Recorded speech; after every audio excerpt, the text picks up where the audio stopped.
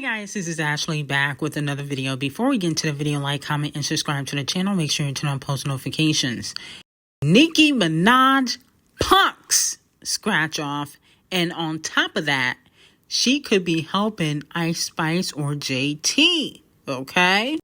Not only did scratch off album flop on Payolify, Sugar Honey Iced Tea earned 1.738 million streams in its first full day of release on Payolify, but it also has been noted that Nicki Minaj's Bigfoot had more streams than album's whole album.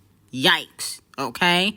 Now, if you guys remember, it was reported by Payolify and chart data that Nicki Minaj's Bigfoot debuted at number 55 on the global Payolify chart with 1.893 million streams. Now, I don't even think Scratch Off's album charted on global Payolify, okay? Her 1.7 million streams was only for US Payolify, not the global Payolify. So she didn't even really chart on the global Payolify, even though she getting some payola on Apple Music thanks to Ebro.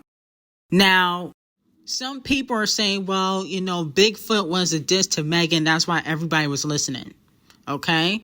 But Scratch Off was dissing Icespxçe and Nicki Minaj on her album. How comes y'all didn't stream it? I mean, I went over the disses when the album came out and y'all still didn't stream it. So I don't think beef has anything to do with it. It's just Scratch Off is boring compared to the other female rappers, and she don't have a fan base. The Crackpots is like a little community. Most of them are in middle school and they don't really have a job or any money. So they can't really afford to buy any of Scratch Off's music, even if it's for 69 cents. Now, speaking of Scratch Off's album, it has been discounted to $6.99 on iTunes, okay? Now, I was thinking 21 tracks? And it's only $7. Goodness gracious, how do the labels make any money? I remember Icespxçe's album was $5, and the same thing with Megan Thee Stallion. Goodness gracious, no wonder these labels be going bankrupt. But Nicki Minaj's album is still $10, okay? Which is kind of embarrassing for Scratch Off. But overall, I will say that Pink Friday 2 is a better album than Scratch Off's album. I don't care what nobody says. She had pop, she had, you know, island Jamaican music on there. She had hip hop, she had R&B. Nicki Minaj's album was cohesive, but it also was diverse, okay? She didn't have just one genre, the whole album, like Scratch Off, Icespxçe, and Megan did. You know, Megan had a little bit of, you know, Japanese and K-pop, but it was mostly hip hop. Now, fans are concerned with Nicki Minaj's second leg tour for the Pink Friday 2 tour. A fan said Nicki's second leg of the tour starts in 25 days and the first show still has not sold out. Nicki, do something, announce your opener and a new song which they feature on and wake the girls up. Now, the reason why the fan tweeted that is because there's 23 days, exactly 3 weeks left for the second leg tour, and 50% of the show still has not sold out. So a lot of fans are concerned. And like I said before, I said a few weeks ago, Nicki should release a new song. And I do feel like she should have an opener because, no shade to Nicki, sometimes she's not on time. Okay, I think an opener would be helpful for when she's running a little bit late. And so with that being said, I think she should have JT open up for her. You know, I know they might not be on the best of terms, but JT's killing it. You know, City Cinderella is still one of my favorite mixtape / albums by a female rapper in 2024. You know, some fans want Icespxçe to open up. I feel like, you know, Icespxçe is not as hot as she used to be, and she definitely not as talented as the other female rappers in the game. So I wouldn't be here for an Icespxçe opening up for Nicki Minaj, but some fans want that to happen. I feel like JT would be a better opening act, talent-wise. I know Icespxçe can twerk, but she didn't have a hotter year. In 2024, she didn't have a hotter year than JT, unfortunately. All of her songs flopped. At least JT charted this year. You know, she charted a little bit with Give Me the Pipe and You Think You the Ish, You Not Even a Fart. But other than that, people don't really care. Now, Donkey of the Day is going out early today. Not to Doja Cat, but to Harry Bussy Joe Budden for what he said about Doja on his podcast. Disrespected Doja Cat. Let's take a listen. Latto is ill, yo. I ain't gonna hold you. I ain't gonna lie to you. Latto is ill. Foot on neck. Latto is ill. I love her, yo. Where you rank her right now, currently? Just rapping, the women. Top 3. Yes. I'm with you. She's number 3 for me. And just rapping, women. I might have to have a number 2. Actually, hold on. I got Nicki and Doja. Nicki is number 1 for me. Miracle. Actually, I might have her over Doja at this moment. I think Latto will give Doja a long. Yeah. Y'all got Doja. Hey, Doja can rap, but No, Doja can rap. this is I might have Nicki, Not like that. Latto, and Doja. She can't rap like That's that. the 3, though. That is the 3 for me. She can't rap like that. She may be a bigger Ash artist Miracle. and a I'm just more talking about- well-rounded artist. Yes. about rapping. But if I'm just talking about rapping, Yeah. Doja could pack it up if Latto walk in the studio with her notebook. I agree. Now, Harry Bussy Joe the crackhead is back at it again, okay, with the lies. Doja Cat is 10 times more talented than Scratch Off. Stop. Joe, please put down the pills. Please put down the drugs. What is yo Harry Bussy, bald ass, weird ass be saying? Okay, go back to rehab, because you might be on crack. Talking about Scratch Off is number 2 after Nicki, and that she can give Doja Cat a run for her money. No, she cannot. I do not agree with Scratch Off being a better rapper than Doja Cat. Stop. No. Okay? Doja Cat is a very diverse artist. Scratch Off don't even write her raps. Let's talk about that. There are several reference tracks for a lot of the songs that she's on. You don't see reference tracks of Doja Cat anywhere. Okay? There's a reference track of Scratch Off on Blick Blick, for Low Energy, A Whole Lot of Money.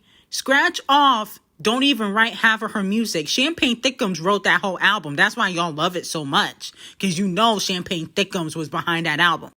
Doja Cat writes her own music. So I'm not giving Scratch Off no credit and then talking about, oh, she top 2 after Nicki. How can you put her after Nicki? Are you guys on that stuff again? This is why middle-aged men should not be talking about hip-hop. Y'all just want to sleep with her because y'all know she's a certified side chick. Y'all not as attracted to Doja Cat because she bald, okay? She not as thick as she used to be, and she don't like black men. So that's why y'all really don't mess with her like that. Let's just be honest. Let's call it spade a spade.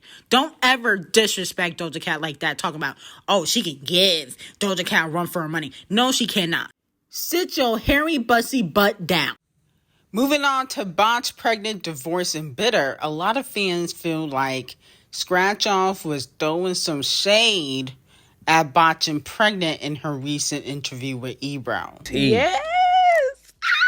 How excited are you? Third album. Third album. I'm so excited. Like, everything just been a dream come true. Like we was talking before the interview started, I think, like, so many people don't even get to make it to album 3. That's right. So, like, for me to be at album 3 and feel like a rebirth, like a new beginning, is such a blessing. Like, okay, so that's what Scratch Off said in her interview. A lot of fans feel like it was shade because she said, you know, some people don't make it to album 3.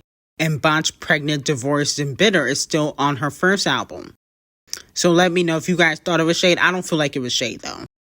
It can't be shade. It's the truth. Some people really don't make it to their third album. Botch, Pregnant, and Divorced chose not to make it to her third album. It's not like something severe happened to her and she couldn't work. She got knocked up 3 times purposely so she wouldn't go on tour and put out an album. And then on top of that, she has to wait for her ghostwriters to write her music. Okay? Scratch Off got one of the best ghostwriters currently in the game, Champagne Thickums, who is writing her music because she pimped out her sister, Brooklyn. But with that being said, this all goes back to what Icespxçe said in her album, how she's come to take Botch and Pregnant spot. And I do believe Icespxçe, okay? Because if Icespxçe put out a project next year, she'll be on her second album, okay? And I'm hoping that she does that. I think Bonching Pregnant is ungrateful and she doesn't have a passion for music. So I don't really feel like this was shade in my opinion. Now, moving back on to Scratch Off, the person y'all claim is better than Doja Cat, a lot with the lies. Her second day streams for her whole album was 1.3 million. Okay. Third day streams is 1 million. Okay. This is the person y'all saying is better than Doja Cat. And y'all can say, oh, Doja Cat gets payola, but didn't Scratch Off get payola on Apple Music? How you doing 1 million streams on Payola-fi, but you expect me to believe you did 8 million on Apple Music and you went #1? You expect me to believe that Scratch Off, a non-international artist, a person that can't even sell over 50,000 first week for album sales, might not even be 30, did 8 million for her whole album on Apple Music and only did 1 million on Payola-fi. You expect me to believe that? So we gonna call out the payola that Scratch Off got on Apple Music, or we just gonna let that slide? That's very interesting to me. Now, moving on to Queen B. Post Malone talks about his collaboration with the Cärëër Racist and Queen B, but we only care about his collaboration with Queen B and how that came about. And he said Queen B apparently went to great lengths to keep their collaboration under wraps before her country album. Okay? She has sent the album track Levi Jeans via one of her representatives to his personal compound in Utah to ensure there were no leaks. Didn't her album leak anyway, though? I could have sworn her album leaked before it even came out anyway. So that was a waste of time. And then he said, I can't even imagine being on their level, talking about the Cärëër Racist and Queen B. It must suck. That's so much pressure. Well, I guarantee you'll never be on the level of Queen B. You know, no shade. But Queen B can sing, she can dance. And, you know, she is one of the best performers of this generation. You're not, okay? You might be a really great writer, but you're never going to be one of the best performers of this generation. So don't worry, you won't ever be on Queen B's level. But with that being said, he said that he still hasn't met Queen B, even though they collaborated. And he said that they mainly corresponded via text to keep their song a secret. It was terrifying. Okay. And I don't think a lot of people need to go to the studio together to make a collaboration. Okay. But, you know, I will say this. Queen B, you doing all of this, but Renaissance leaked and Cowboy Carter, some of the songs leaked before the album came out. I remember that. So, you know, you going all this extra mile and stuff like that, and your stuff is still leaking. Maybe you got a snake in the camp. It could be one of your correspondents or assistants or something is leaking your music. Because I remember, you know, Renaissance leaked, and the song Texas Boredom leaked before it was on Tidal, you know, and I'm like, why are you still putting exclusive music on Tidal? Tidal's trash now. I mean, nobody cares about Tidal. So it is what it is. Now, the first batch of the 2024 Video Music Award performers are Chappelle Roan, The Industry Plant, Sabrina Carpenter, Gorilla Glue, Camila the Racist, and Raul Alejandro. Okay? So let me know who you guys want to perform. I only see 2 people here that I would watch to perform. You know, Sabrina Carpenter, I definitely want to see her perform. And I wouldn't mind seeing Gorilla Glue perform. Chappelle Roan, no. Camila Cabello the Racist, no. And I don't even know who Raul Alejandro is, okay? But, you know, Sabrina, you know, she had a good year, and I like Espresso. Please, please, please is an absolutely no for me. But I like Espresso, and I do feel like, you know, she was one of the best pop stars of the year so far, okay? So let me know how y'all feel about that. Now, Pissy Face Carisha goes off after she saw that Whackademics put out a video on his YouTube channel and whatnot and said that she stopped working to become Diddy's mistress. Okay, you know, Whackademics and Carisha do not get along. Now, she responded to Whackademics under the Neighborhood Talk and said, I never stopped working. I started my own brand selling candles, shot glasses, varsity jackets, thongs, a card game that made $1 million in 14 days, remixes with Lola Brooke, Quavo, and Gucci Mane, acting, BMF, Grownish, you people with Eddie Murphy. She said, wasn't no money in the group. Y'all B-words put some respect on my name and stop trying to make me look crazy because I was with a nigga that helped my career. The Neighborhood Talk, I don't know how much they pay y'all to hate on a B-word, but leave me the F alone, okay? Nobody is paying to hate on you, pissy face Carisha, okay? And exactly, you was doing your own thing, so JT decided to do her own thing, okay? I don't understand why you trying to sit up there and say, JT was doing solo music while we was working on a City Girls album. And she basically broke up the group. That's what you set your pissy face up and said in that stupid interview you did with Back Santana, okay? And y'all was both doing your own thing, but you trying to blame JT. You just list a bunch of things you did by yourself. So why are you trying to act like JT broke up the group a few days ago? Okay? You just contradicted yourself and threw yourself under the bus. Okay? Diddy gave you opportunities and you took those opportunities and you left JT behind, and JT decided she's going to focus on her solo career. You're just mad because her music career is doing better than yours. All those remixes that you named with Quavo and Gucci Mane and Lola Brooke, those remixes flopped. Okay? They did not make no noise like OK did, or like City Cinderella or JT Coming, all the songs that JT put out, like No Bars and OK, the OK remix, and the whole album of City Cinderella. Like, your music don't make as much noise as JT, and that's why you're shelved at QC. Now, moving on to Saweetie and YG, who will be receiving Donkey of the Day. According to TMZ, authorities were called on Saweetie and YG over the weekend after a loud, heated argument at their Los Angeles home, apparently over contents on one of their cell phones. Police confirmed there was no evidence of a physical fight, just yelling. So no one was arrested. A non-criminal report was taken just to document the incident, but no crimes were committed, okay? Now, here's my thing, sweetie. You always in something. You always in something when it comes to that poor coochie management skills that you have. That coochie don't get you nowhere but the bottom, okay? You got tied up with YG, the police come to your house. Little baby ran through you and threw you to the side. It don't matter if he spent $100,000 on you at the Chanel store. What's $100,000 to little baby? Okay? You was fighting with Quavo in the elevator over his Xbox or whatnot, you know, after he cheated on you. Okay? You were sleeping with Chris Breezy, the colorist, which is completely embarrassing because he threw you right under the bus. Okay? You always in some sort of drama when it comes to your relationships. Okay? You might be the problem.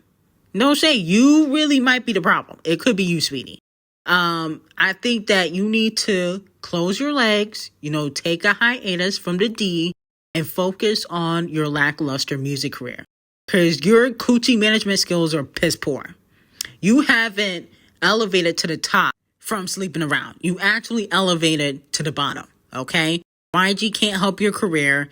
Music is still in the trash can. And on top of that, I mean, you haven't even put out one album. We talk about Botch and Bitter not putting out albums. Saweetie never has put out an album either.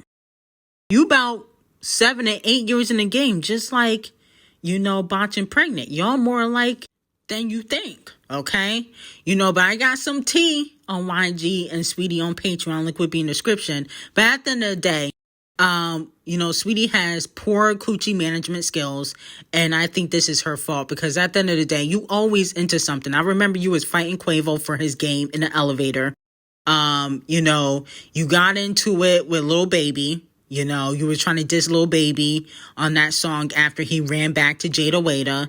You know, Chris Brown exposed you for throwing it back while you was with Quavo. I mean, you just don't have good coochie management skills. So, donkey of the day. Anyway, I got some hot tea on Patreon. Link will be in the description. Have a great day.